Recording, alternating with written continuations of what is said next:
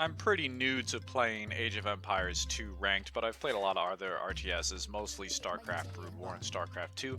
But I play pretty casually, really, so I'm not very good at any of them. But yeah, definitely enjoying Age of Empires a lot now. I usually play Portuguese, who I like, but I've been recently been drawn to Khmer.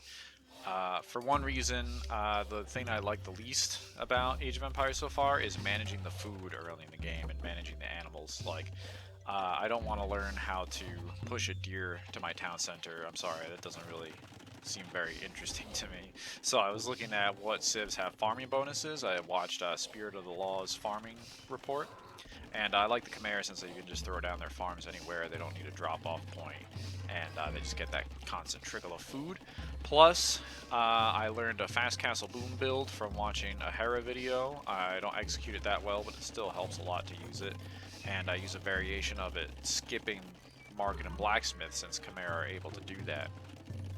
Skip those buildings and then go straight into Castle Age. And that allows me to save more lumber, which I put towards more farms in the early game, so it all helps me towards my goal of being lazy and not wanting to learn how to manage the animals in the beginning of the game efficiently.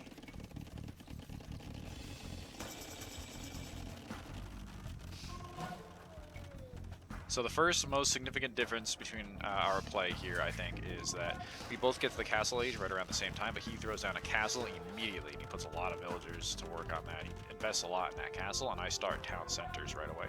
And on a closed map like Arena, you know, if you're not getting rushed, it's definitely better to go more economical, so these town centers are definitely going to give me a huge economic advantage later in the game.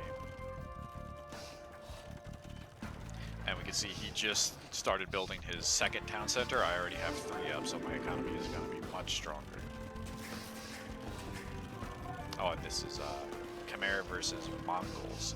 And I know Mongols are popular. The Mangudai is a very strong unit. Unfortunately, I need to learn more about it.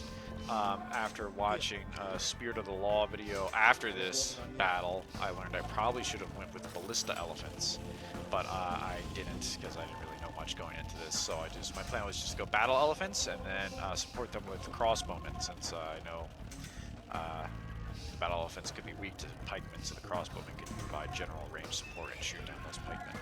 So once again, we see he's gonna really. So okay, here's the next biggest thing. He goes ultra defensive, and I go for map control. He even goes so far in his pursuit of his defense to send out a bunch of villagers to soak up that stone pile in the middle of the map.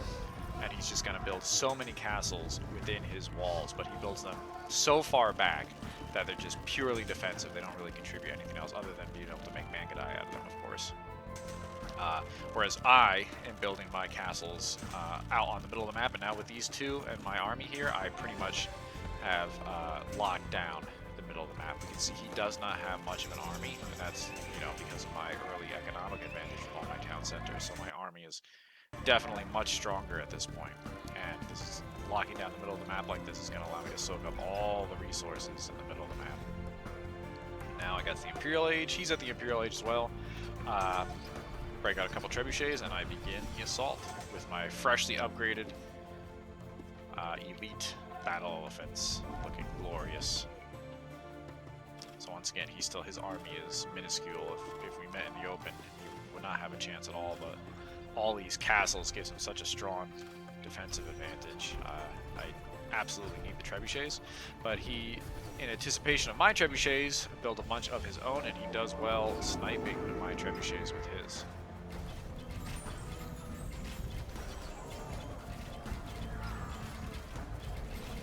See my trebuchets going down pretty fast, and even though his army does not stand a chance with all these castles, I need the trebuchets to back them up, or it's going to falter.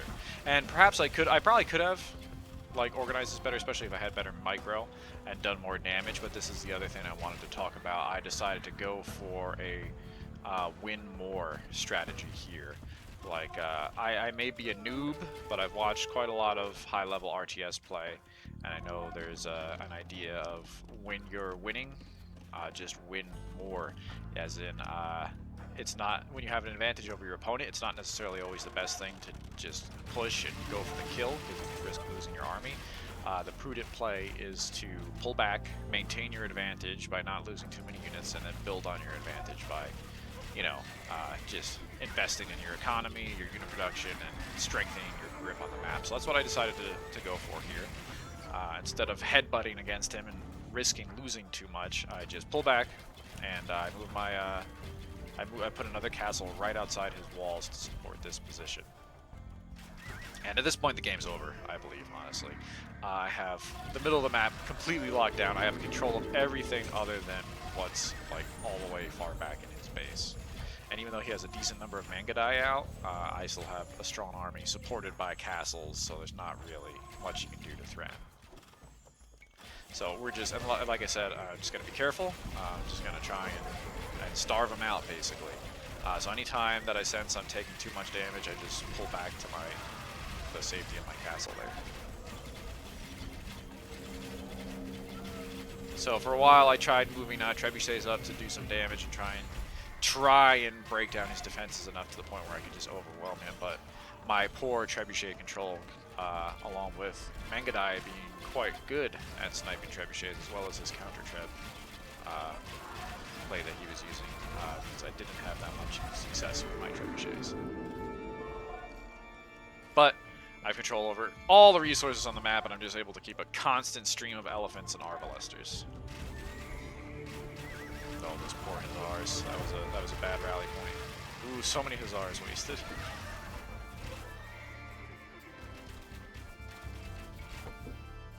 But yeah, even though I didn't know the proper counter for Mangudai, I think this is definitely a strong composition here against this army with the elephants soaking up damage and the arbalesters dishing out a lot. I did poorly with my upgrades, which figures because I delayed my blacksmith, and it took me forever to upgrade my arbalesters, so they had some really poor exchanges with the Mangudai. If I had upgraded my arbalesters faster, then surely they, you know, it would have been much harder for me to apply this pressure with the Mangudai. I try and snipe that castle, but the hussars come out and stop it. However, there was one trebuchet back there that I forgot about. Luckily, he forgot about it too. He didn't kill it. It's just sitting there looking inconspicuous. And he sends one hussar out to get it, and then I realize I still have it.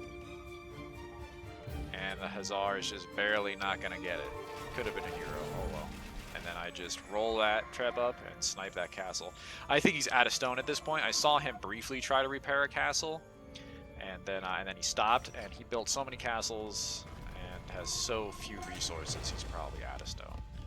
He has no gold left. There's that nice big gold pile right there still, but that's, you know, on the edge of my territory that I've claimed. You can't really mine from that with me right here. Gotta build another castle to reinforce this position. So this is it, you know.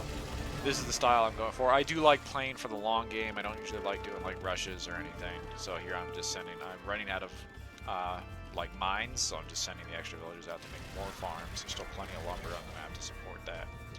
But yeah, I do like playing for a long game.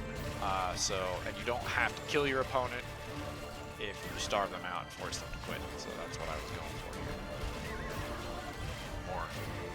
More poor work with my trebuchets. And, you know, my poor trebuchet skill and my archers, my arbalesters that aren't properly upgraded, but that's the thing in RTS. Macro usually beats everything in RTS. So even if your units are crappier and your micro isn't as good, if you just have more than your opponent from strong economy and strong macro, then usually you can just overwhelm them. But your case in point, it's like, this is such a terrible exchange for the arbalesters. I lose so many arbalesters here. But whatever, I'll just replace them. And kudos to him for not giving up. This was a tenacious defense that he put up with, constantly threatening with these Mangudai and doing a lot of work with his trebuchets. I tried to really lock down this position with another castle even closer, but once again, it was good work with his trebuchets. I just canceled that. Now the final touch I did was just, with all the resources I had, just rebuild my entire unit production right outside his base there, just to make sure I would never lose my grip on this position.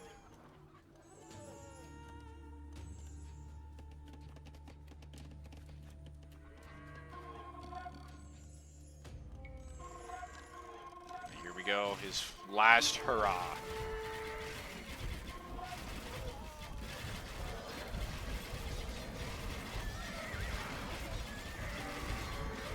Those elephants are definitely tanky, even though I have terrible micro and all those elephants are stuck at the back. It doesn't matter. The elephants just steamrolling through with the support of those Arbalesters. And the Mangadai forced to give ground.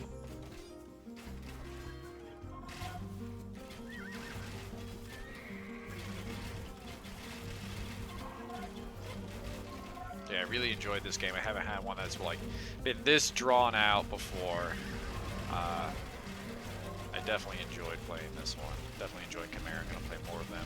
And that's his monastery that had all the relics. Oh yeah, I did poorly with my relics. I forgot my monastery, and then even though I had control of the middle of the map, I didn't guard the relics. So he got all the relics, so that gave him a nice gold income. But well, not too significant. Nothing. Not as good as having control of all the resources on the map. But in any case, that gold income is now gone with the loss of that monastery.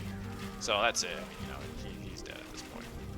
The game was over a long time ago when I totally locked down the map, but this is it. Should have intercepted those Mangadai, but he runs them out either to just try and take a look at what I have or out of spite to try and go attack my base. But in any case, once again, I have the middle of the map locked down and they just run into the crossfire of my castles. So an inglorious end for these riders, but a very fun game overall. I'm glad my opponent put up a fight for that long.